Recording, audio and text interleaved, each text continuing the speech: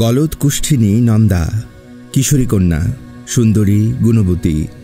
পিতা চক্রপাণি শাক্যের নয়নের মণি সে। মহারাজ করকগণ্ডের রাজত্বকালে একজন সামান্য কর্মচারী ছিলেন তিনি। 3 পুত্র কায়ক্লেশে সংসার যাত্রা নির্বাহ করতেন। জন্ম হল কন্যা নন্দার। সৌভাগ্যের সূচনা ঘটল চক্রপাণি শাক্যের জীবনে। সৎ, নিষ্ঠাবান, পরিশ্রমী ছিলেন। পদোন্নতির পর পদোন্নতি। লক্ষ্মীর কৃপা লাভ করলেন। কন্যা হয়ে উঠল তার নয়নের মণি। বালিকা সত্যি যেন লক্ষ্মী স্বরূপিণী। চক্রপাণি শাক্যকন্যার মুখের দিকে মুগ্ধ নেত্রে চেয়ে থাকেন। আশ মেটে না। পত্নী মনোরমার বুকটা গর্বে ভরে যায়। তিনি নিজে সুন্দরী, কিন্তু কন্যার রূপের কাছে তার সৌন্দর্য ম্লান। ভাইরা ভগ্নী অন্তপ্রাণ। প্রতিবেশীরাও নন্দাকে অন্তর দিয়ে ভালোবাসে। সকলে বলে, এই কন্যা নিশ্চয়ই রাজরানী হবে। দিনে দিনে চন্দ্রকলার মতো বৃদ্ধি ঘটে নন্দার। রূপের ছটায় চারিদিক আলোকিত যেন। চক্রপাণি শাক্যের সুখের শেষ নেই। তার কর্মদক্ষতায় প্রীত মহারাজ করগণ্ডক প্রভূত ভূসম্পত্তি দান করেছেন। পুত্ররাও কৃত হয়ে উঠেছে। গৃহ তার আনন্দ নিকেতন। ষোড়শী এখন নন্দা। কন্যাকে আর গৃহে রাখা সমীচীন নয়। উপযুক্ত পাত্রের সন্ধান করেন চক্রপাণি। সম্বন্ধ যে আসে না তা নয়, কিন্তু কোনো পাত্রই মনমতো হয় না পত্নী মনোরমার। তিনি ত্রুটি ধরেন। অর্থ, বংশমর্যাদা, শিক্ষা দীক্ষা সর্ববিষয়ে তার খুঁতখুঁতানি। কোনো পাত্রটি বংশমর্যাদায় শ্রেষ্ঠ, কিন্তু অর্থকৌলীন্য নেই। আবার যার অর্থ আছে তার শিক্ষা দীক্ষার অভাব। পত্নী আপত্তি করেন। চক্রপাণি বলেন, অর্থ, বংশমর্যাদা, শিক্ষা দীক্ষা সর্ববিষয়ে শ্রেষ্ঠ পাত্র কোথায় পাই বলো? মনোরমা উত্তর দেন, তেমন পাত্রের সন্ধান তো আমার জানা নেই। ভালো করে সন্ধান করলে নিশ্চয়ই পাওয়া যাবে। চক্রপাণি বলেন, আর তেমন পাত্র যদি না পাওয়া যায়? যাবে না কেন? স্বামীকে দেখেন মনোরমা। বলেন, দেশে কি সুপাত্রের অভাব দেখা দিয়েছে? তা নয়, চক্রপাণি বলেন, যাদের সন্ধান পাওয়া গেছে তারা তো সুপাত্রই। মনোরমা একটু গম্ভীর হন।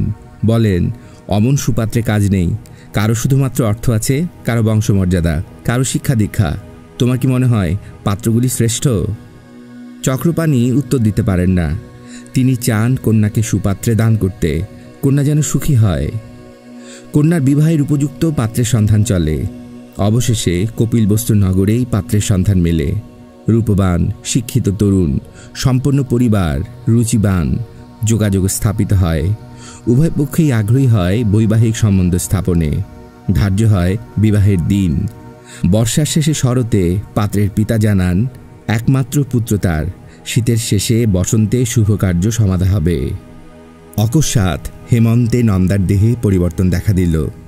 নন্দা নিজেই প্রথমে উপেক্ষা করল তার দেহের সামান্য পরিবর্তনকে।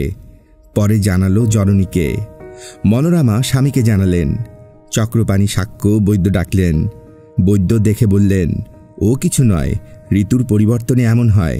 চিন্তার কোনো কারণ দেখি না। ঔষধ সেবনে আরোগ্য হয়ে যাবে। বৈদ্যের ওষুধ পান করতে লাগলো নন্দা, কিন্তু আরোগ্যের কোনো লক্ষণ দেখা গেল না।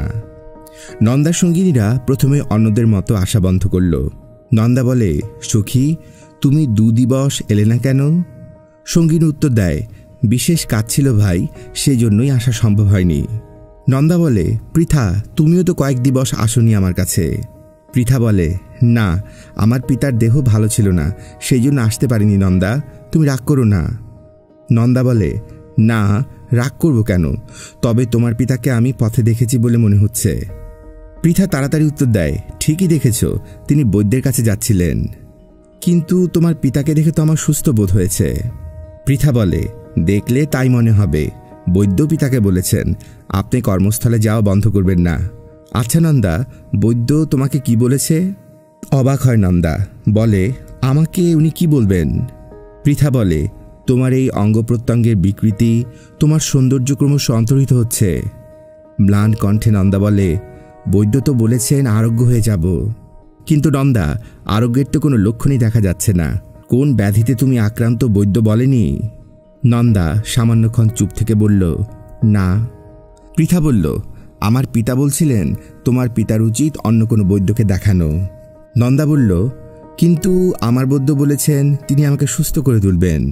পৃথা বলল, একটা ঋতু তো পার হয়ে গেল, তোমার মধ্যে সুস্থতার কোনো লক্ষণই তো দেখা যাচ্ছে না। নন্দা চুপ করে থাকে। মুকুরে মুখ দেখতে এখন তার বুক কাঁপে। এ মুখশ্রীকার, এ কি সেই নন্দা? প্রতিবেশিনীরা মনোরমাকে বলেন, তোমার কন্যার জন্য কষ্ট হয় গো, কোথায় গেল সেই সৌন্দর্য? বৈদ্য কি বলছেন? মনোরমা প্রতিবেশীর মুখের দিকে চেয়ে ম্লান কণ্ঠে বলেন, সুস্থ হয়ে যাবে, সময় একটু লাগবে। বসন্তের বিবাহের দিন তো স্থির আছে নাকি? মনোরমা বলেন, হ্যাঁ, এখনও স্থির আছে। প্রতিবেশীরা বলেন, যদি নন্দা সুস্থ না হয়ে ওঠে? মনোরমা নীরবে প্রতিবেশিনীর মুখের দিকে চেয়ে থাকেন। স্বামীকে বলেন, তুমি কিছু চিন্তা করেছ? চক্রপাণি পত্নীর মুখের দিকে চেয়ে থাকেন। নন্দার সুস্থতার কোনো লক্ষণ তো দেখা যাচ্ছে না। ভয়ে ভয়ে মনোরমা বলেন, যদি শেষ পর্যন্ত সুস্থ হয়ে না ওঠে? হতবুদ্ধি চক্রপাণি নিশ্চুপ হয়ে বসে থাকেন দীর্ঘক্ষণ। একসময় তার কণ্ঠস্বর শোনা যায়। হতাশ কণ্ঠে তিনি বলেন, আমিও সে চিন্তাই করছি। পতিপত্নী নীরবে বসে থাকেন। রাত্রি গভীর থেকে গভীরতর হয়। মনোরমার কণ্ঠস্বর শোনা যায়। নীরব দৃষ্টিতে পত্নীর মুখের দিকে তাকিয়ে থাকেন চক্রপাণি। অনেকে বলেছে অন্য কোনো বৈদ্য, এটা বলে তিনি থেমে যান। চক্রপাণি বলেন, যিনি দেখছেন তার তো যথেষ্ট সুনাম আছে। মনোরমা মৃদু কণ্ঠে বলেন, অস্বীকার করছি না, তবু যদি। চক্রপাণি আর কথা বলেন না। বুক ঠেলে একটা দীর্ঘশ্বাস বেরিয়ে আসে। অন্য বৈদ্য নিয়ে তিনি আসেন। আগের বৈদ্যের মতো সুনাম নেই। নন্দাকে দেখেন, মুখমণ্ডল গম্ভীর আকার ধারণ করে। প্রশ্ন করেন চক্রপাণিকে, এতদিন কোন বৈদ্য চিকিৎসা করেছেন? কোনো ব্যাধি বলেছেন তিনি? সব শোনার পর নিভৃতে চক্রপাণিকে তিনি জানান, যিনি আপনার কন্যা চিকিৎসা করেছেন যথেষ্ট দক্ষ তিনি। ব্যাধি আরোগ্য হবে এ আশ্বাস তিনি দিয়েছেন আপনাদের সান্ত্বনার জন্যই। আমার মনে হয় তিনি কোনো ভুল চিকিৎসাও করেননি। আমার চেয়ে অনেক বিজ্ঞ ও অভিজ্ঞ বৈদ্য নগরীতে আছেন। আপনি কন্যাকে তাদের কাছে নিয়ে যান। আপনার কন্যাকে আরোগ্য করা আমার সাধ্যের বাইরে। তাই করেন চক্রপাণি। অভিজ্ঞ বৈদ্যদেরকে দেখালেন নন্দাকে। বৈদ্যরা বহুভাবে চেষ্টা করলেন, কিন্তু নন্দার ব্যাধি শান্তি হল না। গলদ কুষ্ঠব্যাধি আরোগ্য হয় না। নন্দার অঙ্গ প্রত্যঙ্গ ক্রমশই এক ব্রণ হয়ে গেল, কোনো স্থান অক্ষত থাকল না। গলদ কুষ্ঠিনী নন্দা। কোথায় গেল তার মনোহারিণী রূপ সৌন্দর্য? এখন সকলে তাকে এড়িয়ে যায়, ভয় পায়, দেখলে ঘৃণা লাগে। দিনরাত্রি কক্ষে আবদ্ধ রাখে নিজেকে সে। লোকচক্ষের অন্তরালে লুকিয়ে রাখে, তবু তার নিষ্কৃতি নেই। প্রতিবেশীরা জননীর কাছে আসেন, নানান উপদেশ দেন। দাসীরা পর্যন্ত তার কাছে আসতে চায় না। কয়েকজন বাসার কর্মস্থল ত্যাগ করে চলে গেছে। সকলের মুখেই এক কথা, বড় সংক্রামক এ ব্যাধি, গৃহ দূষিত হয়ে গেছে। গৃহে যে কেউই এই ব্যাধিতে আক্রান্ত হতে পারে। ছোট ছোট 3টি ভ্রাতুষ্পুত্র ও 2 ভ্রাতুষ্পুত্রী বড় প্রিয় ছিল তার। পিতৃশশা নন্দা ছাড়া ভিন্ন কিছু জানত না তারা। ছোট্ট শিশুটিও ঘুম ভেঙে নন্দাকেই খুঁজত। সমস্ত দিন নন্দার কাছে কেটে যেত তার। নন্দার বড় প্রিয় ছিল এই শিশুরা, কিন্তু গলদ কুষ্ঠিনীর কাছে শিশুরা আর আসে না। দূর থেকে দেখে ভয়ে ছুটে পালায়। ভাইরা ভাতৃবধূরা নন্দার গৃহের দিকে যায় না, পিতাও যান না। যেতে হয় একমাত্র জননীকে। দুবেলা আহার তিনি পৌঁছে দেন, ক্ষতস্থানে প্রলেপ দেন। নন্দা জানতে চায়, পিতা কেমন আছেন? মনোরমা বলেন, ভালো। পিতাকে দেখতে বড় ইচ্ছা করে, অনেক দিন তাকে দেখিনি। মনোরমা বলেন, বলবো তাকে? নন্দা বলেন, পিতা কি এখন খুবই ব্যস্ত? মনোরমা বলেন, হ্যাঁ, ব্যস্ত আছেন তোমার পিতা। থাক তাহলে, অযথা বিব্রত করার প্রয়োজন নেই। আরেকটি কথা বলে দিও তাকে মা, এ ব্যাধি তো আরোগ্য হবার নয়। অযথা তিনি যেন আর অর্থ ব্যয় না করেন। আর কন্যার মুখের দিকে তাকান মনোরমা। এই কি তার সেই কন্যা? এই কন্যাকেই তিনি গর্ভে ধারণ করেছিলেন। কোথায় গেল সেই অপূর্ব মুখশ্রী? এত বিভৎস এই মুখ। বুকের মধ্যে হাহাকার জাগে তার, ঝরে অশ্রুধারা। শান্ত কণ্ঠে নন্দা বলে, কেঁদো না মা, কাঁদলে ব্যাধি নিরাময় হবে না।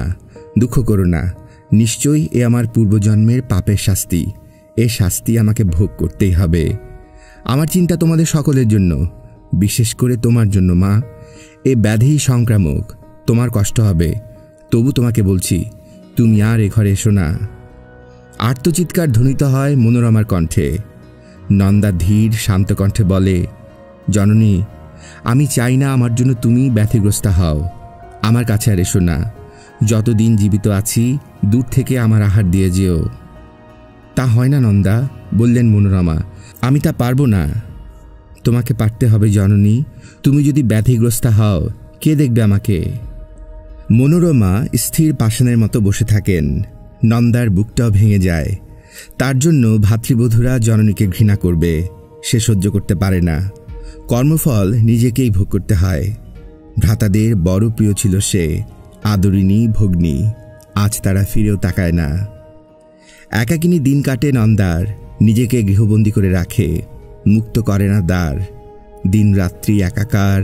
জননী আহার দিয়ে যান। কোনোদিন আহার করে, কোনোদিন করে না। মৃত্যু চিন্তা ভিন্ন আর কিছু নেই তার। সে মৃত্যু চায়। চক্রপাণি শাক্যের গৃহ ছিল আনন্দনিকেতন। সেই গৃহ রূপান্তরিত হয়েছে মৃত্যুপুরীতে। সমস্ত পল্লীও শঙ্কিত। কুষ্ঠব্যাধি বড় ভয়ঙ্কর, সংক্রামক। নানাজনে নানা কথা বলে, চক্রপাণিকে শুনতে হয়। সকলের মুখে এক কথা, প্রতিকার করুন মহাশয়। কিন্তু কি করবেন তিনি? কিছুই বুঝে উঠতে পারেন না। অবশেষে পুত্ররা পিতার সামনে গিয়ে দাঁড়ায়। জ্যেষ্ঠ পুত্র বলে, পিতা, আপনার সঙ্গে কিছু আলোচনা ছিল। পুত্রের দিকে নীরবে চেয়ে থাকেন চক্রপাণি। জ্যেষ্ঠ পুত্র বলে, পিতা, আমাদের আপনি ভুল বুঝবেন না। আশা করি আপনি বুঝতে পারছেন কোন বিষয়ে আলোচনার জন্য আমরা আপনার কাছে আসতে বাধ্য হয়েছি। চক্রপাণি নীরবে সম্মতি জানায় তার পুত্রের কথায়। পিতা, প্রতিবেশীরা খুবই অধৈর্য হয়ে উঠেছেন। তারা বলছেন, ভগিনী তোমাদের যেমন প্রিয়, আমাদেরও কম প্রিয় ছিল না সে। কিন্তু তার ব্যাধিটি তো আমাদের প্রিয় নয়। খুবই সংক্রামক এক ব্যাধি। তোমার প্রিয় ভগ্নীর ব্যাধির প্রকোপে আমাদের সন্তান সন্ততি যদি ব্যাধিগ্রস্ত হয়ে পড়ে। প্রতিবেশীদের কথা খুবই যুক্তিপূর্ণ। এখন আপনি বলুন পিতা, কি করা যায়? অসহায় দৃষ্টিতে পুত্রদের মুখের দিকে চেয়েছিলেন চক্রপাণি। বলেছেন, কি করব, তোমরাই বলো। মধ্যম পুত্র বলেছে, বৈদ্যরা তো বলেছেন এ ব্যাধি নিরাময় হবার নয়। স্তব্ধতা নেমে এসেছে ঘরে। একসময় কনিষ্ঠ পুত্র বলেছে, আমার মনে হয় আমাদের ভগ্নীকে বিসর্জন দেয়া উচিত। চক্রপাণি নীরব, নিথরভাবে বসে থেকেছেন। মধ্যম পুত্র বলেছে, কষ্ট হবে আমাদের, কিন্তু এ ভিন্ন অন্য কোনো পথ তো নেই পিতা। পুত্রের সিদ্ধান্ত মেনে নিতে হয়েছে চক্রপাণিকে। সমাজ ও সংসারের মঙ্গলের জন্য ব্যাধিগ্রস্তা কন্যাকে ত্যাগ করা ছাড়া আর উপায় কি? কিন্তু নন্দাকে কে বলবে সে কথা? পুত্ররা ইতস্তত করে। বধূরা অন্তরাল থেকে স্বামীদের ইঙ্গিত করে কিছু না বলার জন্য। অবশেষে তিনি জানতে চান, তোমরা কি ভগ্নীকে বলতে সংকোচ বোধ করছো? পুত্ররা নীরব থাকে। চক্রপাণি বলে, ঠিক আছে, তোমরাই আমার সঙ্গে এসো। তিনি পুত্রদের নিয়ে কন্যার গৃহের সামনে যান। সন্ধ্যার অন্ধকার তখন সবেমাত্র দিনের আলো মুছে দিয়েছে। কন্যার রুদ্ধদ্বার কক্ষটির সামনে তারা গিয়ে দাঁড়ান। দ্বারে করাঘাত করেন। ভেতর থেকে মৃদু শব্দ আসে, কে? আমি, তোমার পিতা। দ্বার খোলো নন্দা। সামান্য পরে দ্বার মুক্ত হয়। এ কি, অন্ধকার কেন? প্রদীপ জ্বালাওনি কেন কন্যা?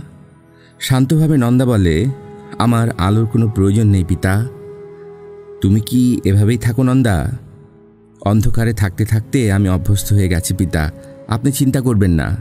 একটু থামে নন্দা, বলে, আপনি কেমন আছেন? কন্যার প্রশ্নের সহসা উত্তর দিতে পারেননি চক্রপাণি। একসময় বলেন, ভালো, তোমার ভ্রাতারাও সঙ্গে এসেছে, আমি ওদের নিয়ে এসেছি। নন্দা নীরব থাকে, আবছায়া এক নারী মূর্তি। চক্রপাণি একসময় বলেন, তোমাকে কিছু কথা বলতে আমি এসেছি কন্যা। বলুন পিতা।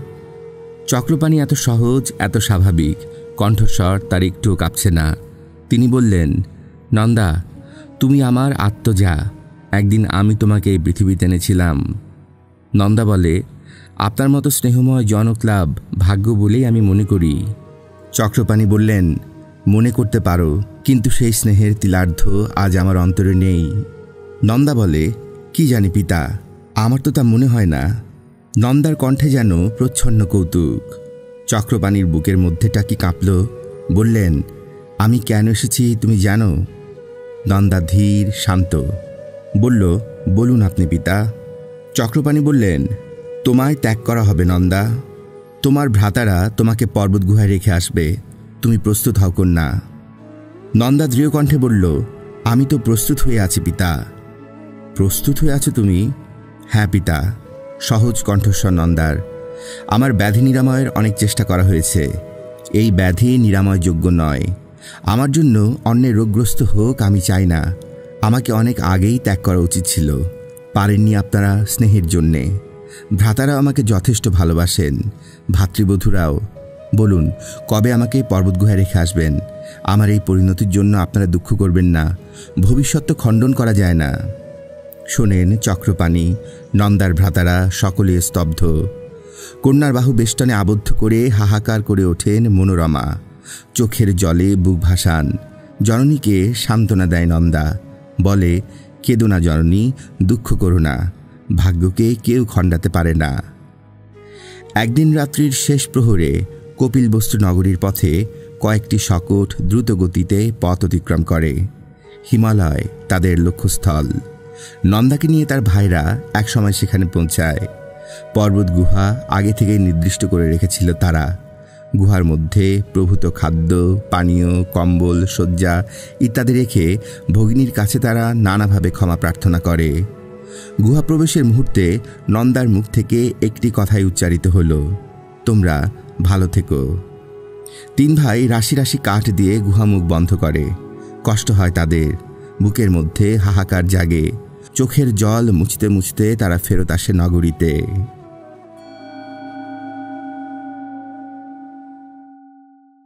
ওদিকে বারাণসী রাজ কোল রাজা ছিলেন তিনি, এখন সন্ন্যাসী। রাজসিংহাসন, রাজপুরী সমস্তই ত্যাগ করে হিমালয়ে তিনি আশ্রয় নিয়েছিলেন, কিন্তু অতীতকে তিনি বিস্মৃত হতে পারেননি। অতীত বড় নিষ্ঠুর, নির্মম। অপরাধিনীর করুণ আকুতি এখনও যেন শুনতে পান। বারবার করজোরে প্রাণভিক্ষা করেছিল, তিনি ক্ষমা করেননি। অমার্জনীয় অপরাধের তিনি শাস্তি দিয়েছিলেন। চিন্তা করেন তিনি, সেই রাত্রির কথা এখনও তার মনে পড়ে। প্রশ্ন করেন নিজেকে, তিনি তাকে মৃত্যুদণ্ড না দিলেও তো পারতেন না। তার মনে পড়ে মহারাজ কোল, মহারানী সায়ন্তনী, বারাণসীর এক শ্রেষ্ঠীকন্যা। বালিকা সায়ন্তনীকে কৈশোরে প্রথম দেখল কোল। সঙ্গীদের নিয়ে মৃগদ্বার অরণ্যে মৃগয়ায় গিয়েছিলেন। মৃগয়া শেষে ফিরে পথে শিবিকায় এক বালিকাকে দেখে বিস্ময় চোখের পলক পড়েনি। বালিকা কৌতুক দৃষ্টিতে শিবিকার দ্বারপথে পথশোভা নিরীক্ষণ করছিল। কিশোর কোল রাজধানীতে তখন ফিরছিলেন, কিন্তু তার মনটা হারিয়ে গিয়েছিল বারাণসীর পথে। বারবার চোখের সামনে ভেসে উঠেছিল অপরিচিতা বালিকার সেই মূর্তিটি। দু চোখে বিস্ময়, কৌতুক। একবার যেন তার দিকেও দৃষ্টিপাত করেছিল বালিকা। দিনের আহার, রাতের নিদ্রা চলে গিয়েছিল যুবরাজ কোলের। শয়নে, স্বপনে, জাগরণে শুধু একই চিন্তা, কে বালিকা, কি তার পরিচয়? সে ব্রাহ্মণ কন্যা, ক্ষত্রিয় কন্যা, না বৈশ্য কন্যা? দেখে ধর্নাঢ্য পরিবারের কন্যা বলেই মনে হয়েছে। পরপর তিনটি সজ্জিত শিবিকা পথ অতিক্রম করেছিল। সঙ্গী ছিল রক্ষীদল তার। সঙ্গী বয়স্যরা কুমারকে চিন্তিত দেখে নানাভাবে কারণ জানতে চেয়েছে। বয়স্যদের কাছে সব কিছুই গোপন করেছিলেন কোল। সত্য গোপন করা সম্ভব হয়নি শুধু কৌন্তেয়র কাছে। পুরোহিত পুত্র কৌন্তেয়, তার মৃগয়া সঙ্গী বা বয়স নয়, শিশুকালে মাতৃহীন সমবয়সী কিশোর। পিতা নরোত্তম নিষ্ঠাবান ব্রাহ্মণ, বারাণসী রাজের পুরোহিত হলেও নির্লোভী। অকালে পত্নী বিয়োগের পর তিনি দ্বিতীয়বার দ্বার পরিগ্রহ করেননি। শিশুপুত্রটিকে মাতৃস্নেহে লালন পালন করেছেন। খুবই সাধারণভাবে জীবিকা নির্বাহ করেন। পুত্রকে বেদভ্যাস করান। কৌন্তেয় পিতার খুবই বাধ্য, আচারনিষ্ঠ, সরল প্রকৃতির, রূপবান নয়, কিন্তু তার মধ্যে এক আশ্চর্য শ্রী আছে। কোল কৌন্তেয়ের প্রতি আকৃষ্ট হয়েছিলেন ব্রাহ্মণ কুমারের সরলতায়। তাদের সখ্যতা জন্মেছিল। সঙ্গী বয়স্যদের সঙ্গে ভালো না লাগলে কৌন্তেয়ের কাছে চলে যেতেন, কথা বলে শান্তি পেতেন। মৃগয়া থেকে ফেরার কয়েকদিন পরে কৌন্তেয়ের কাছে গিয়েছিলেন কোল। তখন প্রভাতকাল। নরোত্তম স্থানান্তরে গেছেন। কৌন্তেয় একাকী বেদ পাঠ করছিল। কুমারকে দেখে পাঠ বন্ধ করেছিল সে। কোল বলেছে, না কৌন্তেয়, তুমি পাঠ করো, আমি এখন যাই। হাসি মুখে কৌন্তেয় বলেছে, আপনি যাবেন না কুমার, অনুগ্রহ করে আসন গ্রহণ করুন। আসন গ্রহণ করতে হয়েছে কোলকে। কথা বলেছেন কৌন্তেয়, কুমারের মৃগয়া যাবার সংবাদ কুন্তিও কুমারের কাছেই জেনেছিল। সংবাদ নিয়েছে। একসময় বিদায় নিয়ে উঠে দাঁড়িয়েছেন কোল। কুন্তিও বলেছে, একটা কথা বলছিলাম কুমার। ব্রাহ্মণ পুত্রের দিকে চেয়েছেন কোল। একটু ইতস্তত করে কুন্তিও বলেছে, অপরাধ মার্জনা করবেন কুমার, আপনি খুবই চিন্তিত, ব্যথিত। তীক্ষ্ণ দৃষ্টিতে কুন্তির মুখের দিকে একটু দেখেছেন কোল। বলেছেন, তোমার ধারণা ঠিক নয় কুন্তিও, আমার মন খুবই প্রফুল্ল, আমি কিছু মাত্র চিন্তিত নই। কুন্তিও একবার কুমারকে দেখে মাথা নত করেছে। কোল বিদায় নিয়ে চলে গেছেন। অহরহ চিন্তায় কোলের হৃদয় দীর্ণ। কয়েকদিন পরে আবার কুন্তির কাছে গেলেন। কুন্তিও হাসি মুখে সাদর আহ্বান জানিয়েছেন কুমারকে। কোল বলেছেন, কুন্তিও, আমি তোমার কাছে ক্ষমা প্রার্থনা করতে এসেছি। ক্ষমা প্রার্থনা? অবাক হয় কুন্তিও। এ কি বলছেন কুমার, আপনি তো আমার কাছে কোনো অপরাধী করেননি। গম্ভীরভাবে কোল বলেছে, করেছি কুন্তিও, আমি তোমার কাছে মহা অপরাধে অপরাধী। আমি মিথ্যাচার করেছি তোমার সঙ্গে, তুমি আমাকে ক্ষমা করো। কুন্তিও অবাক বিস্ময়ে কুমারের দিকে চেয়ে থাকে। কোল একে একে সব কথাই প্রকাশ করেছে কুন্তির কাছে। শান্তভাবে শুনেছে কুন্তিও। বলেছে, চিন্তা করছেন কেন কুমার, আপনি মহারাজের একমাত্র সন্তান। পিতার কাছে শুনেছি মহারাজ অত্যন্ত স্নেহ করতেন আপনাকে। আপনি তাকে জানালেই তিনি নিশ্চয়ই আপনার মনোবাসনা পূর্ণ করার ব্যবস্থা করবেন। কোল বলল, কিন্তু সেই বালিকার কোনো পরিচয় তো আমি জানি না, ক্ষণিকের জন্য চাক্ষুষ করেছি মাত্র তাকে। কুন্তিও বলেছে, তার মুখচ্ছবি তো আপনার হৃদয়ে আঁকা হয়ে গেছে কুমার। লজ্জিত হয়েছেন কোল। বলেছেন, হ্যাঁ কুন্তিও, তোমার কাছে স্বীকার করতে আমার লজ্জা নেই, দেখবার মুহূর্ত থেকে আমি তাকে ভুলতে পারিনি। কুন্তিও বলল, তাহলে আপনি মহারানীকেও জানাতে পারেন, তিনিও বুঝবেন আপনাকে। যুবরাজ কোল চলে এসেছেন সেদিন। আবার কুন্তির কাছে গেছেন। বলেছেন, কুন্তিও, এই দায়িত্বভার তোমাকে গ্রহণ করতে হবে ভাই, সেই কন্যার সন্ধান করতে হবে তোমায়। কুন্তিও জানতে চেয়েছে, আপনি সেই কন্যার কথা আপনার পিতামাতাকে জানাননি? না। হতাশ কণ্ঠে কোল বলেছেন, কি বলবো তাদের, তারা শুনে ভাবতে পারেন আমার মস্তিষ্ক বিকৃতি ঘটেছে, সে বড় লজ্জার ব্যাপার হবে। এখন যে কোনো উপায় হোক সেই কন্যার পরিচয় তোমাকে নির্ণয় করতেই হবে। তোমার প্রতি আমি চিরকৃতজ্ঞ থাকব কুন্তিও, তুমি বাক্যদান করো, আমার এই উপকারটুকু তুমি করবে। বাক্যদান করতে বাধ্য হয় কুন্তিও। কুমার কোল নিরহংকারী, মার্জিত, হৃদয়বান, মহারাজের যোগ্য উত্তরাধিকারী। কুমারকে সকলেই অত্যন্ত ভালোবাসে। সে গুণীর প্রতি শ্রদ্ধাবান, আতুরের সহায়। কুন্তিও পিতার কাছে অনুমতি প্রার্থনা করেছে। কুমার কোল তার ওপর কিছু দায়িত্বভার অর্পণ করেছেন। পিতা অনুমতি দিলে সে দায়িত্ব পালন করতে পারে। পিতা নরোত্তম পুত্রকে অনুমতি দিয়েছেন। কুন্তিও কুমারের বর্ণনা মতো মেয়েটি সন্ধান করেছে। একদিন দুদিন নয়, দিনের পর দিন পার হয়েছে 2টি ঋতু। সূর্যোদয়ের পূর্বেই পুরোহিত পুত্র কিশোর কুন্তিও গৃহ ছেড়ে পথে নামে। সমস্ত দিন পথে পথেই কাটে তার। গৃহের আহার থেকে দীর্ঘদিন বঞ্চিত, নিষ্ঠা ভরে বেদভ্যাসের জন্য মাতৃহারা পুত্রকে পিতা কোনোদিনই পাকশালায় প্রবেশ করতে দেননি। পিতা আপন হাতে আহারার্য প্রস্তুত করতেন। মধ্যাহ্নে দুজন একসঙ্গে আহার করতেন। কিন্তু পুত্রকুমারের বিশেষ প্রয়োজনে প্রভাতে গৃহত্যাগ করার ফলে পিতা আর মধ্যাহ্নের আহার্য প্রস্তুত করেন না। একটি ছোট্ট থলিতে সামান্য আহার্য বস্তু নিয়ে যায় পুত্র। পিতা মধ্যাহ্নে কিছু আহার করে নেন। অপরাহ্নে পুত্র গৃহে ফিরে এলে পাকশালায় আহার্য প্রস্তুত করেন পিতা। দুজনে আহার করেন। পুত্রকে দেখেন পিতা। পুত্র তার সুন্দর নয়, কিন্তু কান্তি ছিল।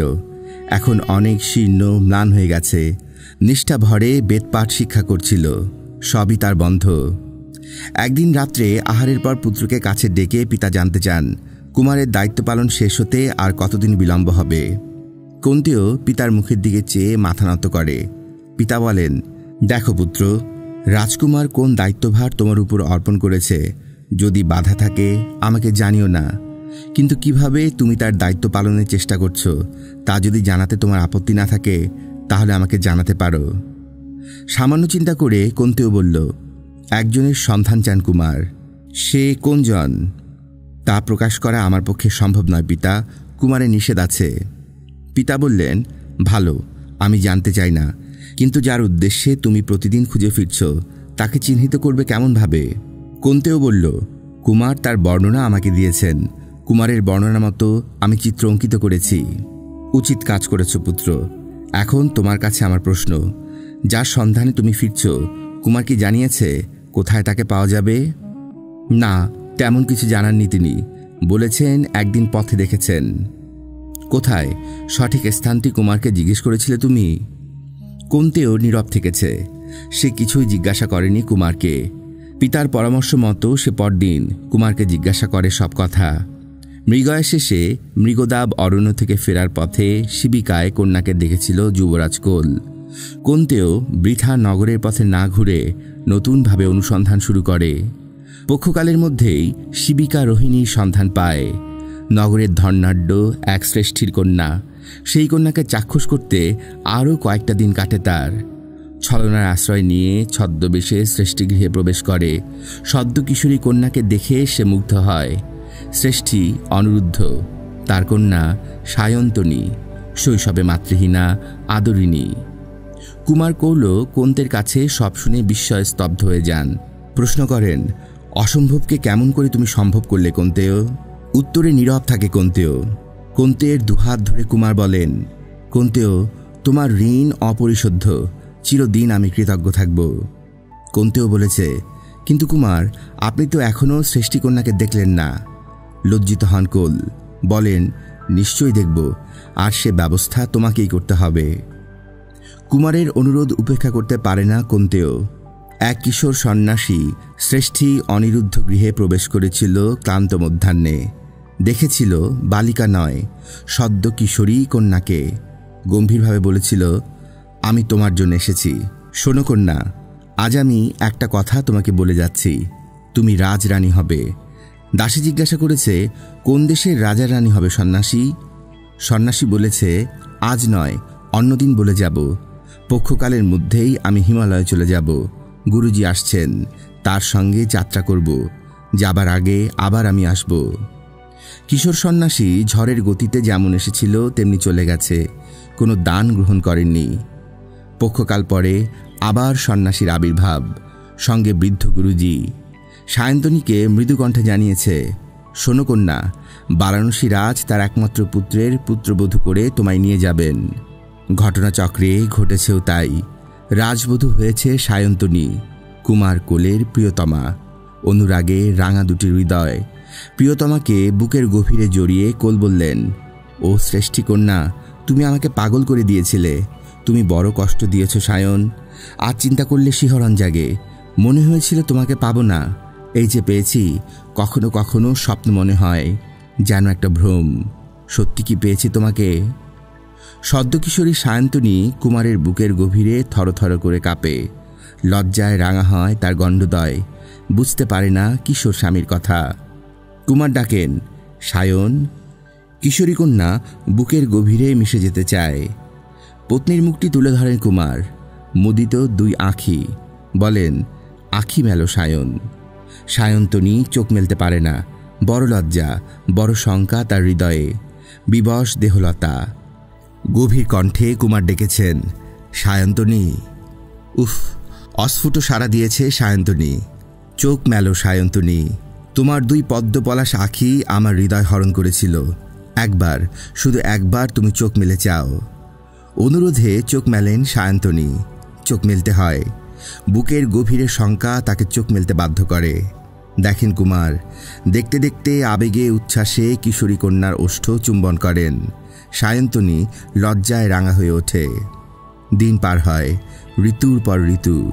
প্রথম রজদর্শনের কটি ঋতু পরেই কুমারের পত্নী রূপে রাজগৃহে বধূরূপে প্রবেশ করেছিল সায়ন্তনী।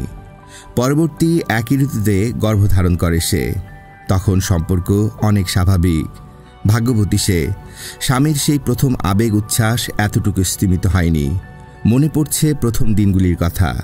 উন্মাদনা, লজ্জায় বুকের গভীরে কাঁপন জেগেছে। প্রথম সন্তানের জন্ম দিয়েছে সায়ন্তনী। দীর্ঘ ৫ম বৎসর পরে দ্বিতীয় সন্তানের জন্ম। দুটি পুত্র সন্তান। দ্বিতীয় সন্তান জন্মের ৩য় বৎসরে পিতৃবিয়োগ ঘটে কোলের। পিতার মৃত্যুর পর বারাণসীর রাজ সিংহাসনে বসেন কুমার কোল। পূর্ণ যুবা পুরুষ তখন তিনি। রানী সায়ন্তনী, ফুলের মতোই দুটি শিশুপুত্র, পুত্র ও পত্নী অন্তপ্রাণ কোল। তার ভুবনে সায়ন্তনী ভিন্ন দ্বিতীয় নারীর প্রবেশ ঘটেনি। পত্নী গর্ভবতী হলে ভিন্ন নারীকে শয্যাসঙ্গিনী রূপে গ্রহণ করা দর্শনীয় নয়, কিন্তু কোল ভিন্ন নারীতে আসক্ত হতে পারেননি। পিতার মতোই রাজ্য শাসনে সুনাম অর্জন করেছেন কোল। সাধ্যমতো চেষ্টা করেছেন প্রজাদের দুঃখ দুর্দশা মোচনের। শান্তির রাজ্য বারাণসী। তরুণ হলেও দয়ালু, প্রজাহিতৈষী রাজা কোল। স্বচক্ষে প্রজাদের অবস্থা দেখার জন্য ছদ্মবেশে তিনি মাঝে মাঝে বেরিয়ে পড়েন। কখনো কখনো 2-4 দিনও রাজধানীতে অনুপস্থিত থাকেন। যাবার আগে শুধু বলে যান প্রধান অমাত্য ও পত্নীকে, আর যান মৃগয়ায়। মৃগয়া প্রীতি তার কৈশোরকাল থেকে। রীতি ভঙ্গ করে কখনো কখনো পত্নীকেও সঙ্গিনী করে নেন। মৃগয়া যাত্রার পূর্বে পত্নীকে বলেন, এবার তোমাকেও আমার মৃগয়া সঙ্গিনী হতে হবে সায়ন। সায়ন্তনী বলেন, আমাকে ক্ষমা করবেন মহারাজ, দিবারাত্র শিবিরবাসিনী হয়ে থাকার এতটুকু ইচ্ছে আমার নেই, বড় কষ্ট হয় সেখানে। কোল বলেন, মৃগয়ায় আনন্দ কি তুমি কিছুই পাও না? লজ্জিতা হয় সায়ন্তনী, বলে, সন্তানদের জন্য মন বড়ই উতলা হয়ে ওঠে মহারাজ। মহারাজ বলেন, এবার 2 কুমারও আমাদের সঙ্গে যাবে মহারানী। কয়েকটা দিন প্রাসাদের বদ্ধতা থেকে মুক্তির আনন্দ উপভোগ করে আসবে সবাই। নিশ্চয়ই এই ব্যবস্থায় তোমার আপত্তি নেই? সায়ন্তনী আর আপত্তি করতে পারে না। মহারাজ কোল সেবার পুরোহিত নরোত্তমের পুত্র কন্তেয়কেও তার মৃগয়া সঙ্গী করেছিলেন। নরোত্তম কিছুদিন পূর্বেই ইহলোক ত্যাগ করেছেন। কন্তেয় এখন একা, কিছু মাত্রায় অলস জীবন যাপন করছে সে। তখনও দ্বার পরিগ্রহ করেননি। নরোত্তম পুত্রের বিবাহ দিয়ে তাকে সংসারী করতে চেয়েছিলেন। চিরদিন পিতার একান্ত বাধ্য সন্তান সেই প্রথম অবাধ্য হয়েছিল। পিতার প্রস্তাবে সে সম্মত হয়নি। নরোত্তম পুত্রকে সংসার ধর্ম পালনের জন্যে অনেক উপদেশ দিয়েছিলেন, কিন্তু পুত্রকে বিবাহে সম্মত করতে পারেননি। সে সময় কুমার কোলও কন্তেয়কে বিবাহের কথা বলেছেন। সায়ন্তনীকে লাভের পর কন্তের সঙ্গে তার যোগাযোগ বিচ্ছিন্ন হয়নি। আগে প্রভাতকালে নরোত্তমের গৃহে গেলে দেখতে পেতেন কন্তেয় নিষ্ঠা ভরে বেদ পাঠ করছে। পরবর্তীকালে গিয়ে দেখেছেন কখনো সে শূন্য দৃষ্টিতে চেয়ে বসে আছে, কখনো বা গৃহে নেই। তার পূর্বজীবন সম্পূর্ণভাবে পরিবর্তিত হয়ে গিয়েছিল। তার মুখে বিবাহের কথা শুনে কিছুক্ষণ নীরবে বসেছিলেন কন্তেয়। একসময় মৃদুকণ্ঠে বলেছে, কুমার, আপনিও আমাকে বিবাহের কথা বলছেন? কোল বলেছেন, কন্তেয়, তোমার জীবনেই বিবাহের প্রয়োজন আছে। শুনেছি শৈশবে তুমি মাতৃহারা, সংসারে রমণীর প্রয়োজন। পিতার ইচ্ছা তোমার পূর্ণ করা উচিত বলেই আমার মনে হয়। কন্তেয় কোনো উত্তর না দিয়ে নীরব থেকেছে। দ্বার পরিগ্রহ সে করেনি। পিতার মৃত্যুর পরে সে কিছু মাত্রায় খেয়ালি হয়ে উঠেছে, অনেক সময় গৃহে থাকে না। মৃগয়া যাত্রার পূর্বে কয়েকদিন কন্তেয়কে তার গৃহে পাওয়া যায়নি। মহারাজ কোলের আহ্বান, সংবাদ প্রেরককে ফিরে যেতে হয়েছে বারবার। অবশেষে তার সাক্ষাৎ পাওয়া গেছে। মহারাজ কোলের সঙ্গে সাক্ষাৎ ঘটেছে পুরোহিত পুত্রের। কন্তেয় অপরাধীর মতো সামনে এসে দাঁড়িয়েছে তার। কোল তাকে দেখছেন, ম্লান বিষণ্ণ মূর্তি। বলেছেন, কি হয়েছে তোমার? দেখে সুস্থ বলে তো বোধ হচ্ছে না। আমি সুস্থই আছি মহারাজ। কিন্তু তুমি এত বিষণ্ণ কেন? না না, বিষণ্ণ নয়, ভালো আছি। জোর করে হাসবার চেষ্টা করেছে কন্তেয়। বলেছে, বলুন মহারাজ, কি কারণে আমাকে স্মরণ করেছেন? মহারাজ হেসে ফেলেছেন কোল। কন্তের মুখে কুমার সম্বোধনটা যেন শ্রুতিমধুর ছিল আরও। বলেছেন, হ্যাঁ কন্তেয়, কয়েকদিন যাবৎ তোমার সন্ধান করেছি। তোমাকে আমার বিশেষ প্রয়োজন। আজ্ঞা করুন। আজ্ঞা নয়, তোমার সঙ্গে আলোচনার প্রয়োজন। আগামী কয়েকদিনের মধ্যে আমি মৃগয়া যাত্রা করছি। আমার ইচ্ছা এবার তুমি আমার যাত্রা সঙ্গী হবে। কিন্তু মহারাজ, আমি তো মৃগয়াতে অভ্যস্ত নই, কোনো অস্ত্র ধারণ করিনি এখন পর্যন্ত। হেসে বললেন কোল, অস্ত্র ধারণের কোনো প্রয়োজন তো তোমার নেই। মৃগয়া শেষে শিবিরে ফিরে তোমার সঙ্গে আলোচনা করব। তোমাকে আমার বিশেষ প্রয়োজন কন্তেয়, প্রয়োজন তোমার সাহায্যের। আমার সাহায্য? কন্তেয় বিস্মিতভাবে কোলকে দেখছে। বলেছে, আমি জানি না মহারাজ, আপনি আমার কাছে কোন সাহায্যের প্রত্যাশা করছেন, কিন্তু আমি জানি আমার কোনো যোগ্যতাই নেই। কোল নীরব থেকেছেন। শুভদিনে পত্নী পুত্রসহ মৃগয়া যাত্রা করেছেন। দীর্ঘদিন পরে আবার মৃগদাব অরণ্যে মৃগয়া গেছেন। কয়েকটি দিন খুবই আনন্দে অতিবাহিত হয়েছে তাদের। সবে শীত ঋতুর আগমন ঘটেছে। সন্ধ্যার পূর্বে মৃগয়া শেষে শিবিরে ফিরে এসেছে কোল। উন্মুক্ত আকাশের নিচে অগ্নিকুণ্ড প্রজ্বলিত করে বসেছেন। সপারিষদ তিনি প্রতিদিনই রাজ্য পরিচালনা সম্পর্কে আলোচনা করেছেন। কয়েকদিন অমাত্য তার মৃগয়া সঙ্গী। কুন্তেও প্রতিদিনই নীরব শ্রোতা। অদূরে বসে থাকে সে। সভাভঙ্গ হলে নির্দিষ্ট শিবিরে সে ফেরত যায়। একদিন আলোচনা শেষ হলে সকলে বিদায় নেন। কুন্তেও চলে আসছিল। কোল তাকে ডাকেন, বলেন, তুমি যেও না কুন্তেও, আসন গ্রহণ করো। জানি প্রতিদিনের এই জীবনযাত্রা তোমার ভালো লাগছে না। আমার 3 জন আমাত্যকে এবার আমি মৃগয়ায় সঙ্গী করেছি। কেন করেছি জানো? তোমার জন্য। এই 3 অমাত্য আমার সন্দেহভাজন। রাজ্যের গুরুত্বপূর্ণ পদে তারা অধিষ্ঠিত। সংবাদ পেয়েছি 3 জনই প্রভূত বিত্তের অধিকারী হয়েছেন। কিভাবে ওরা এই বিত্ত লাভ করলেন আমি জানতে চাই। সমস্ত তথ্য তোমাকে অবগত হতে হবে। ওদের জীবনযাত্রা সম্পর্কে তোমাকে জানতে হবে। আমার সন্দেহ আমার বিরুদ্ধে ওরা ষড়যন্ত্রে লিপ্ত। খুলতাত পুত্র বিশ্বম্ভরের সঙ্গে ওদের কি সম্পর্ক সেটাও তোমাকে জানতে হবে। কুন্তেও কিছুক্ষণ নীরবে বসে থেকেছে। প্রশ্ন করেছে, আমার পক্ষে কেমন করে সব তথ্য জানা সম্ভব হবে মহারাজ? কোল বলেছেন, তা তো আমি জানি না কুন্তেও। মহারাজ, আপনার খুল্লতাত পুত্র বিশ্বম্ভরের সঙ্গে সম্পর্ক তো অত্যন্ত মধুর। কোল বলল, অবশ্যই কুন্তেও। তাহলে? অবাক হয়ে প্রশ্ন করেছে কুন্তেও। হেসেছেন কোল। বলেছেন, সেই জন্যই তো তোমার ওপর দায়িত্বভার অর্পণ করেছি। একদিন তো তুমি অসাধ্য সাধন করেছিলে কুন্তেও। তোমার জন্যেই আমার পত্নী লাভ ঘটেছিল। হারিয়ে যাওয়া রত্ন তুমি উদ্ধার করে দিয়েছিলে। আমার দৃঢ় বিশ্বাস তুমি প্রকৃত তথ্য সংগ্রহ করতে পারবে। বিশ্বম্ভর খুবই সরল প্রকৃতির, নির্লোভ বলেই আমার মনে হয় তাকে।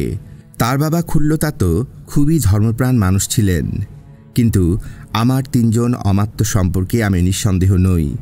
বিশ্বম্ভরের সঙ্গে তাদের গোপন যোগাযোগের কথা আমি জানতে পেরেছি। এখন প্রকৃত সত্য নির্ণয়ের দায়িত্বভার আমি তোমার উপর ন্যস্ত করলাম। খুবই গোপনে এবং সাবধানে তুমি অনুসন্ধান করবে। মহারাজ কোলের দেয়া দায়িত্বভার গ্রহণ করতে বাধ্য হয়েছে এবারও কুন্তেও। মৃগয়া শেষে রাজধানীতে ফিরে এসেছেন কোল। কুন্তেওর সঙ্গে তার বিশেষ সাক্ষাৎ ঘটেনি। সংবাদ নিয়ে জেনেছেন কখনো সে তার গৃহে থাকে, কখনো 2-4 দিন, তারপর চলে যায়। শীত ঋতুর অবসান প্রায়। কোল আবার মৃগয়া যাত্রা করবেন। সায়ন্তনীকে এবারও অনুরোধ করেছিলেন কোল, কিন্তু তার শরীর বিশেষ ভালো যাচ্ছে না। স্নেহভাজন 3 আমত্তকে এবারও মৃগয়া সঙ্গী করতে চেয়েছিলেন, কিন্তু 3 জনই এবার অব্যাহতি চেয়েছেন। তবে 3 আমাত্য তখন অনেক সংযত। সংবাদ পেয়েছেন বিশ্বম্ভরের সঙ্গেও এখন তাদের কোনো যোগাযোগ ঘটছে না। মৃগয়া যাত্রার পূর্বদিন কুন্তেও সাক্ষাৎ করতে এসেছে। তখন অপরাহ্নকাল। কোল কয়েকজন বয়স্যের সঙ্গে পরিহাসে মত্ত ছিলেন। কিছুক্ষণ পূর্বে তিনি বাজিগরের খেলা দেখেছেন।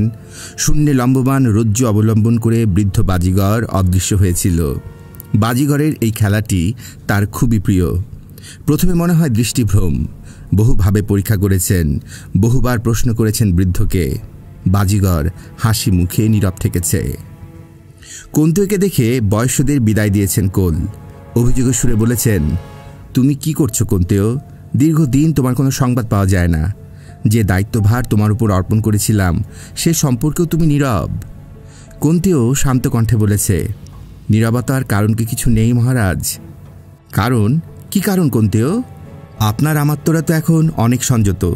আপনি নিশ্চয়ই জেনেছেন আপনার ভাইয়ের সঙ্গে এখন আর তাদের কোনো সম্পর্ক নেই। কোল স্তম্ভিত। বুঝতে পেরেছেন কুন্তেও তার কর্তব্যে অবহেলা করেনি। বলেছেন, তুমি যা বললে তা খুবই সত্য কুন্তেও। অমাত্যরা সত্য সত্যই সংযত হয়েছেন। ভাই বিশ্বসম্ভর সম্পর্ক তো কোনো অভিযোগই ছিল না।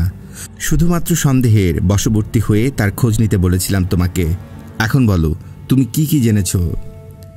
সামান্য নীরবতার পর কুন্তেও বলেছে, মহারাজ, আগামীকাল প্রভাতে আপনি মৃগয়া যাত্রা করছেন কি? হ্যাঁ কুন্তেও, তুমি কি আমার সঙ্গী হতে চাও? ক্ষমা করবেন আমায় মহারাজ, আমি কোনোদিনই আপনার সঙ্গী হব না। আমি আগামীকাল বারাণসী ত্যাগ করতে মনস্থ করেছি। চলে যাবে? কোথায় যাবে কুন্তেও? কেন যাবে?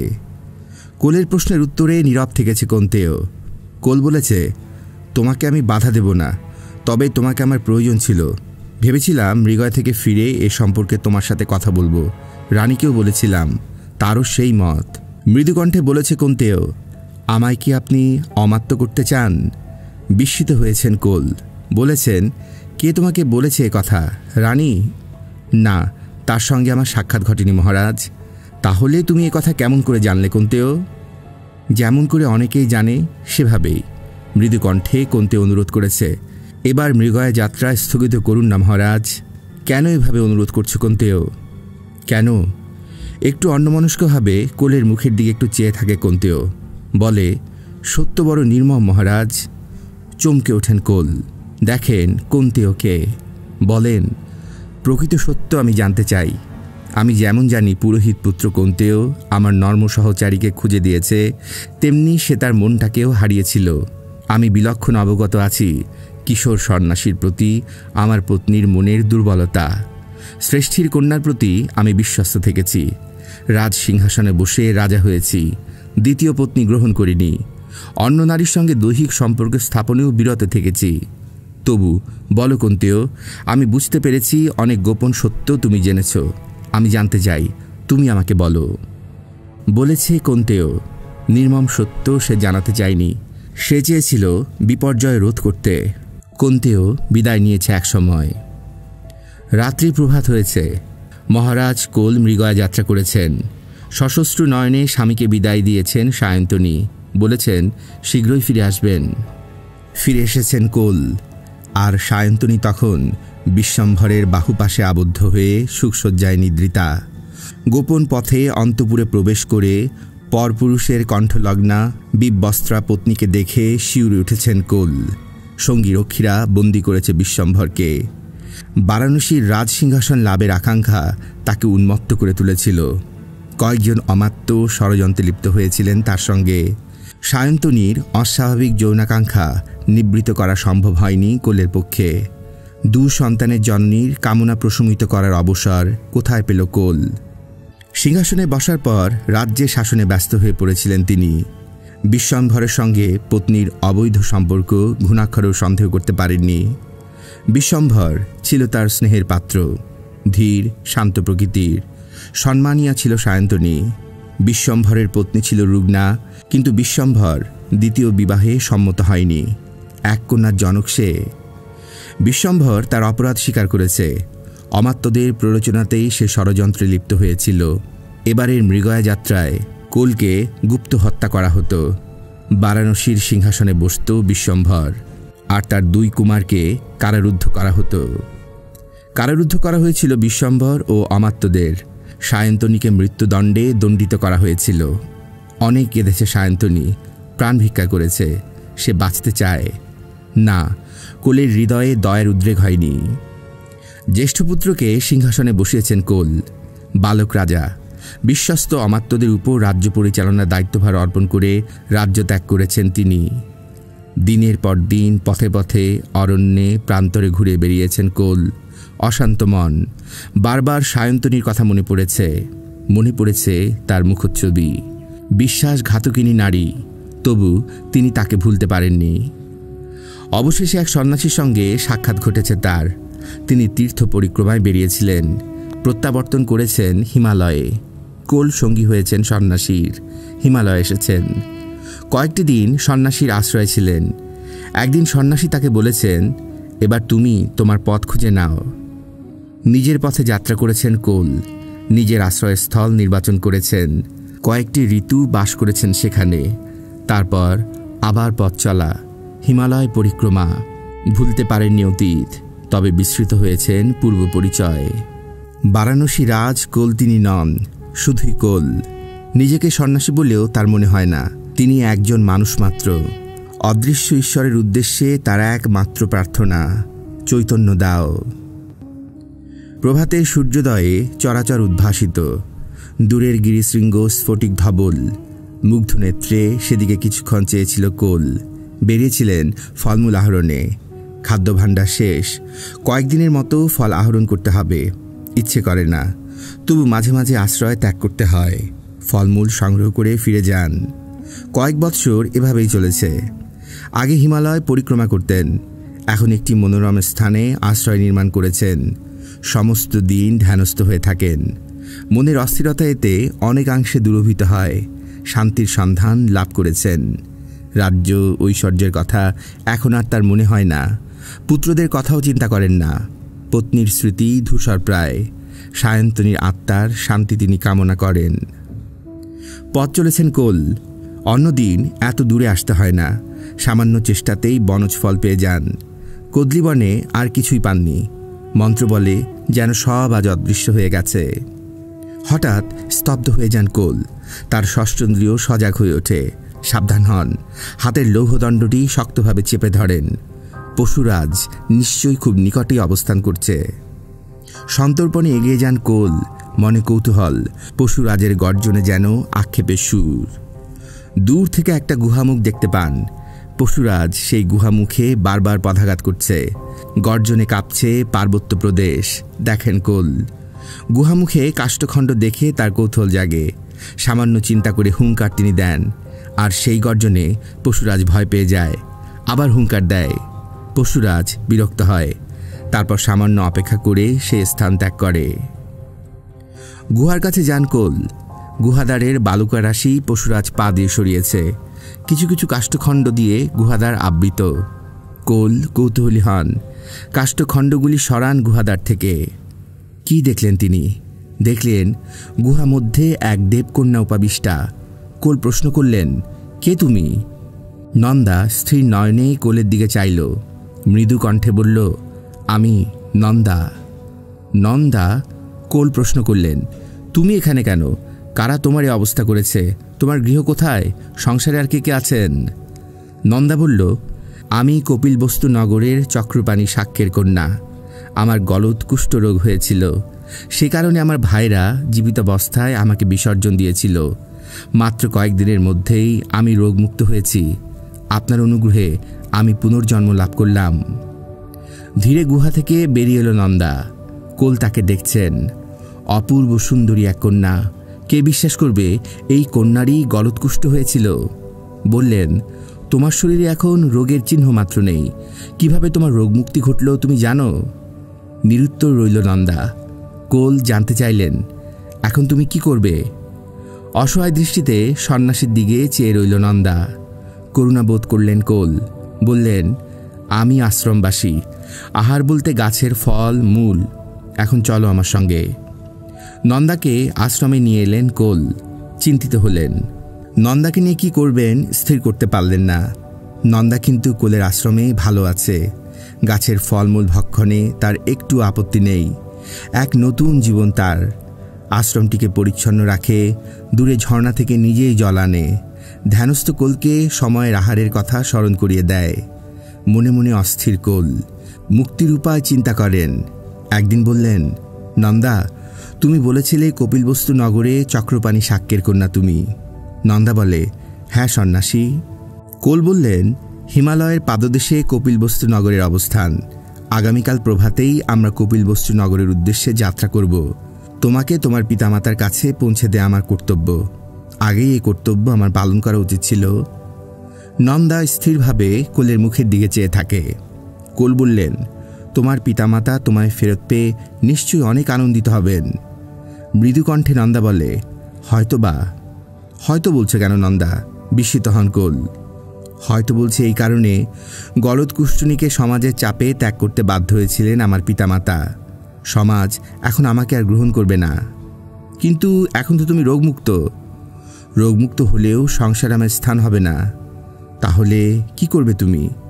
সামান্যক্ষণ নীরব থেকে নন্দা বলে, আমি বুঝতে পেরেছি আপনি কেন আমাকে আমার পিতামাতার কাছে পৌঁছে দিতে চান। চিন্তা করবেন না, আগামীকাল প্রত্যুষেই আমি বিদায় নিব। একাকী তুমি কোথায় যাবে? নন্দা কোলের প্রশ্নের উত্তর দেয় না। পরদিন প্রত্যুষে নন্দার যাত্রাপথে বাধা দেন কোল। নন্দা বলে, আমায় বাধা দেবেন না। আমি জানি আমার জন্য আপনার সাধনার বিঘ্ন ঘটছে। কোল নীরব থাকেন। নন্দা বলে, আমার জন্য আপনার ক্ষতি হোক এটা আমি চাই না। দয়া করে আমাকে যেতে দিন। কোল বললেন, তুমি থাকো নন্দা। নন্দা থাকে। কোলের আশ্রমে দিনে দিনে রমণীয় হয়ে ওঠে। মুগ্ধ কোল, দিনে দিনে তার ধ্যান জ্ঞান অন্তর্হিত হয়। তিনি যেন নীরব পাষাণে পরিণত হন। নন্দা ভীতা কণ্ঠে প্রশ্ন করে, কি হয়েছে আপনার? কোল উত্তর দেন না। নন্দা একসময় অস্ফুট কণ্ঠে বলে, আমি জানি কি হয়েছে আপনার। চমকে ওঠেন কোল, স্থির দৃষ্টিতে নন্দার মুখের দিকে চান, বলেন, তুমি জানো? আরক্ত হয়ে ওঠে নন্দার মুখমণ্ডল, চোখের পাতা ভারী হয়। মৃদুকণ্ঠে কোল বলেন, জানো যখন তখন বলছি। এ হয় না নন্দা। কেন হয় না? নন্দার কণ্ঠে আকুতি ঝরে। তোমার আমার বয়সের ব্যবধান কম নয় নন্দা। প্রৌঢ় আমি, তুমি ষোড়শী কন্যা। যৌবিক সম্পর্কে স্থাপিত হতে পারে, তাই বলে হৃদয়ের বন্ধন কি সম্ভব? তুমি তো আমাকে মনে প্রাণে গ্রহণ করতে পারবে না। হাসি ফুটে ওঠে নন্দার ওষ্ঠে। মৃদু লজ্জিতা কণ্ঠে বলে, কিন্তু আপনাকে দেখার মুহূর্তেই আমি আমার হৃদয়ে আপনাকে স্থান দিয়েছি যে আপনি আমার জীবন দেবতা, পরম পুরুষ। কোল কি ভুল শুনছেন? এক সময় দুহাত প্রসারিত করেন গলৎকুষ্ঠিনী নন্দার দিকে। পরের দিনগুলি বড় মধুময়। সর্বত্যাগী সন্ন্যাসী কোল আবার গার্হস্থ্য জীবনে অভ্যস্ত হন। তার আশ্রম শিশুর কলকণ্ঠে ভরে ওঠে। নন্দার গর্ভে কোলের ঔরসে 16টি সন্তানের জন্ম হয়। তাদের মধ্যে অনেকগুলি যমজ সন্তান। নন্দা শিশুকাল থেকেই সন্তানদের শাক্য বংশের আচার ব্যবহার, রীতিনীতি, ধর্মশিক্ষা ইত্যাদি দিতে লাগল। সন্তানরা বয়প্রাপ্ত হলে নন্দা স্বামীর কাছে জানতে চাইল, পুত্ররা এখন বড় হয়েছে, আপনি বলুন এরা এখন কি করবে? আশ্রমবাসী হয়ে জীবন অতিবাহিত করবে, নাকি মনুষ্য সমাজে গিয়ে নিজেদের ভবিষ্যৎ গড়ে তুলবে? পত্নীর কথায় চিন্তিত কোল বললেন, কিছুদিন যাবৎ এই একই চিন্তা আমিও করছি। আমিও চাই না সন্তানরা বনবাসী হয়ে থাকুক। পিতৃভূমিতে ওদের যাওয়া সম্ভব নয়। তুমি কি কিছু চিন্তা করেছ? নন্দা বলেছে, আমার ইচ্ছা ওরা কপিলবস্তু নগরীতে যাক। মাতামহ ও মাতুলের কাছে গেলে নিশ্চয়ই আমাদের সন্তানদের আশ্রয় মিলবে। সম্মতি জানালেন কোল। কোলপুত্ররা একদিন কপিলবস্তু নগরীতে উপস্থিত হল। মহারাজ করকগণ্ডকের মৃত্যুর পর কপিলবস্তুর সিংহাসনে বসেছেন পুত্র উল্কামুখ। নগরীর পথে 16টি ঋষিকুমার দেখে নগরবাসীরা বিস্মিত হয়। কি কারণে তাদের নগরীতে আগমন তারা জানতে চায়। ঋষিকুমাররা রাজ দর্শনে যেতে চায় শুনে নগরবাসীরা তাদের রাজসভায় পৌঁছে দিল। সাক্ষাচার অনুসারে রাজসভায় প্রবেশ করল ঋষিকুমাররা। সভাস্থ উপস্থিত সকলেই ঋষিকুমারদের সাক্ষাচার দেখে বিস্মিত হলেন। মহারাজ উল্কামুখ প্রশ্ন করলেন, তোমরা কোথা থেকে আসছো, কার বংশধর এবং কি উদ্দেশ্যে তোমাদের এখানে আগমন? জ্যেষ্ঠ কুমার মহারাজের প্রশ্নের উত্তরে বলল, আমরা কোলাশ্রম থেকে আসছি। আমার পিতা ঋষি কোল, মাতা চক্রপাণী শাক্যের কন্যা। আমার মাতার গলৎকুষ্ঠ হয়েছিল। মাতুলরা তাদের ভগ্নীকে গিরি গহ্বরে পরিত্যাগ করেন। তিনি রোগমুক্ত হলে রাজর্ষি কোল তাকে বিবাহ করেন। আমরা গলৎকুষ্ঠিনীর পুত্র। আমরা আমাদের মাতামহ ও মাতুলদের দেখার জন্য এসেছি। চক্রপাণী শাক্য তখন বৃদ্ধ, তবে জীবিত। রাজকর্ম থেকে অবসর গ্রহণ করেছেন। মহারাজ উল্কামুখের আদেশে চক্রপাণী ও তার পুত্রদের রাজসভায় নিয়ে আসা হয়। সব শুনে তারা বিস্মিত, আনন্দিত। বারাণসী রাজকুলের পরিচয় তারা জানতেন। ঋষিকুমারদের আপন গৃহে নিয়ে আসেন চক্রপাণী। পুত্রদের সঙ্গে পরামর্শ করে দৌহিত্রদের এক একটি গ্রাম দান করেন। গলৎকুষ্ঠিনী নন্দার পুত্ররা কপিলবস্তুতে কোলের পরিচয়ে পরিচিত হয়েছে। তাদের বংশের নাম হয়েছে কোলীয়। অশ্বারোহণে নগরীর পথে চলতে চলতে এসব চিন্তা করছিল আনন্দ। সে যখন দেবগ্রহ পৌঁছায় তখন সবে মাত্র সূর্যোদয় হয়েছে। কুমার সিদ্ধার্থের বিবাহের পাত্রী নির্বাচন সংবাদ পৌঁছে দেবার জন্য মাতামহ গৃহে তার আগমন। সুভূতি দৌহিত্রকে দেখে অন্যদিনের মতো উচ্ছ্বসিত হয়ে ওঠেননি। তিনি যেন কিছু মাত্রায় বিষণ্ণ। আনন্দ বিস্মিত হয়। মাতামহীকে প্রশ্ন করেছে আনন্দ, কি ব্যাপার মাতামহী? আমার বিজ্ঞ মাতামহ খুবই চিন্তিত দেখলাম। আনন্দের প্রশ্নে একবার শুধু তার দিকে তাকিয়েছেন সুনয়নী, কোনো উত্তর দেননি। সামান্য অপেক্ষা করে আনন্দ জানতে চেয়েছে, আজ কোনো পর্ব কি মাতামহী? সুনয়নী সামান্যক্ষণ দৌহিত্রের মুখের দিকে চেয়ে থেকেছেন। বলেছেন, তোমার মাতামহ এখন পর্বের পর পর্বান্তর নিয়ে ব্যস্ত। গ্রামপতির এখন প্রায় অবসর জীবনযাপন। কর্মহীনতা মানুষকে অলস অকর্মণ্য করে তোলে। তিনি এখন কলীয় বংশের উৎপত্তি নিয়ে ব্যস্ত। জেনেছেন এই বংশের প্রথম জন্মী ছিলেন গলদকুষ্ঠিনী, অর্থাৎ সেই ব্যাধির বীজ নাকি কলীয় কন্যাদের মধ্যে নিহিত আছে, যে কোনো সময় আত্মপ্রকাশ করতে পারে। বৃদ্ধ মানুষটিকে নিয়ে খুবই সমস্যা দেখা দিয়েছে আনন্দ বলেছে, কিন্তু মাতামহ তো বৃদ্ধ হননি, উনি এখনও যথেষ্ট কর্মক্ষম। হেসে বলেছে মাতামহী, সেটা শারীরিকভাবে, মনে মনে খুবই বৃদ্ধ হয়েছেন। নানা নাছিলায় এখন শুধু আমার সঙ্গে কলহ করা ভিন্ন দ্বিতীয় কোনো কর্ম না নেই। আনন্দ চুপ করে থাকতে বাধ্য হয়। দাম্পত্য জীবন সম্পর্কে তার কোনো অভিজ্ঞতা নেই, বোঝার মতো বয়সও হয়নি তার। তবে সে দেখেছে দুজনই দুজনকে চোখে হারান। বিবাদের শেষ নেই, আবার পরস্পরকে না হলে চলে না। মাতামহী প্রায় অসুস্থ হন। সে সময় মাতামহ নিজেকে খুব অসহায় বোধ করেন। উদ্বিগ্নভাবে দিন কাটে তার। আহার নিদ্রা ঠিক থাকে না। আবার সুস্থ অবস্থায় নিত্য নতুন কলহ সৃষ্টি হয়। সে বুঝতে পারে না বৃদ্ধ বৃদ্ধা এমন কেন করে। আবার দুজনের মধ্যে প্রগাঢ় অনুরাগ। মাতামহ এখনও আরক্ত করে তোলেন মাতামহীকে। অতীত কখনো কখনো মূর্ত হয়ে ওঠে তাদের জীবনে। একসময় নির্জনে মাতামহকে ধরেছে আনন্দ। কলীয় বংশের উৎপত্তির কথা জানতে চেয়েছে তার কাছে। তিনি গম্ভীরভাবে বলেছেন, আনন্দ, জীবনে আমি মহা ভুল করেছি। মৃদুকণ্ঠে আনন্দ বলেছে, নিশ্চয়ই মাতামহীকে বিবাহ করার কথাই বলতে চাইছেন আপনি।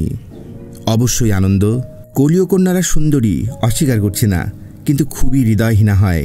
জীবনে কখনো কলীয় কন্যা বিবাহ করবে না।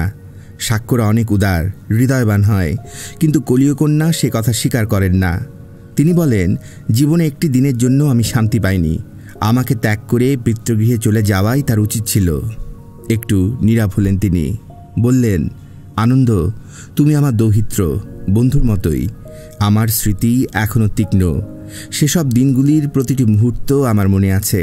সেসব দিনে কলীয় কন্যাদের আবেগ উচ্ছ্বাস। না, থাক, কেউ যদি এখন অস্বীকার করতে চায়, জোর তো আর করা যায় না। তুমি কি বলো? আনন্দ বলেছে, সত্য। মাতামহী বলছিলেন কোনো এক গলদকুষ্ঠিনী থেকেই নাকি কলীয় বংশের উৎপত্তি। সুভূতি সাক্ষ্য দৌহিত্রকে একটু দেখছেন। ধীরে ধীরে বলেছেন কলীয় বংশের কথা, গলদকুষ্ঠিনী নন্দার কথা। সেই সব কথা চিন্তা করতে করতেই অশ্বচালনা করছিল আনন্দ। আকাশে অপরাহ্নের আলো, নগরীর পথে ব্যস্ততা। কেন্দ্রস্থল এটি, বিপণী কেন্দ্র। চারিদিক অবলোকন করছিল সে। দূরে একটি পুরুষ মূর্তিকে দেখে তার পরিচিত মনে হল। ঐশ্বর্য সাক্ষ্য। নগরীর পূর্ব প্রান্তে তার গৃহ, বিপণী। নিশ্চয়ই কোনো কারণে এখানে এসেছিলেন। এখন অপেক্ষা করছেন রথের জন্যে। আনন্দের অনুমান সত্য। সে যখন ঐশ্বর্যের সামনে গিয়ে রথ থেকে অবতরণ করল, তিনি অনেকক্ষণ তার মুখের দিকে স্থির দৃষ্টিতে চেয়ে রইলেন। হঠাৎ উচ্ছ্বসিতভাবে বললেন, আমি তোমার কথাই চিন্তা করছিলাম কুমার। হাসি মুখে আনন্দ বলল, আমি আনন্দ। হ্যাঁ, আনন্দ। হাসলেন ঐশ্বর্য। বললেন, তোমার সঙ্গে সাক্ষাৎ হওয়ার আমার প্রয়োজন ছিল। শোনো, একটি সুসংবাদ পাওয়া গেছে। নিরুদ্দিষ্ট শঙ্খনাবের সংবাদ পাওয়া গেছে। আনন্দ অবাক হয়ে বলল, সে কি ফেরত এসেছে? না, সে জীবিত আছে। কপিল বস্তুর এক বণিকের সঙ্গে বারাণসীতে সাক্ষাৎ ঘটেছিল তার। সে সুস্থ আছে। আনন্দ বলল, শঙ্খনাব কি ফিরবে? ঐশ্বর্য সাক্ষ্য বললেন, আমার পরিচিত বণিক তাকে প্রশ্ন করেছিল। সে নিরুত্তর থেকেছে। তিনি একটু থেমে বললেন, পুত্রের সংবাদে মাতার শোক অনেকটাই প্রশমিত। আমি শ্রেষ্ঠী অপূর্বের সঙ্গে সাক্ষাৎ করতে এসেছিলাম। তিনি অসুস্থ। তার পুত্র অনিল এখন ব্যবসা বাণিজ্য দেখাশোনা করে। পিতার সুযোগ্য পুত্র। বাণিজ্য এই বৈশ্যদের রক্তধারায় মিশে আছে। ক্ষত্রিয় সাক্ষ্যদের কেউ যে বাণিজ্যে সফল হননি তা নয়, কিন্তু আমার মতো বেশিরভাগই ব্যর্থ। কথা শেষ করে তিনি হাসলেন। আনন্দ বলল, আপনি তো গৃহে ফিরবেন? হ্যাঁ আনন্দ, পূর্বের যাত্রীবাহী রথগুলো সবই পূর্ণ, তাই প্রতীক্ষা করছি। অবশ্য অনিল আমাকে গৃহে পৌঁছে দিতে চেয়েছিল। ছেলেটি খুবই সৎ, তবে ভাগ্যটি ভালো নয়। সদ্যজাত সন্তান রেখে স্ত্রী পরলোকগমন করেছে বৎসরাধিকাল পূর্বে। দ্বিতীয় বিবাহের খুবই প্রয়োজন। শ্রেষ্ঠী অপূর্ব বলছিলেন। আমার সম্মতি চান তিনি। আনন্দ ঐশ্বর্য সাক্ষ্যের মুখের দিকে চাইল। ঐশ্বর্য সাক্ষ্য বললেন, অনিল পূর্বাঙ্গনাকে পত্নীরূপে গ্রহণ করতে চায়।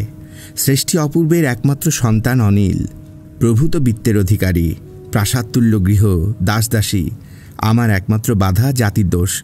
তুমি কি বলো আনন্দ? সাগ্রহে তার দিকে চাইলেন ঐশ্বর্য সাক্ষ্য। আর তখনই পূর্বগামী একটি রথ এসে সামনে দাঁড়ালো। আসন পূর্ণ হয়নি, রথ চালক আহ্বান জানাচ্ছে।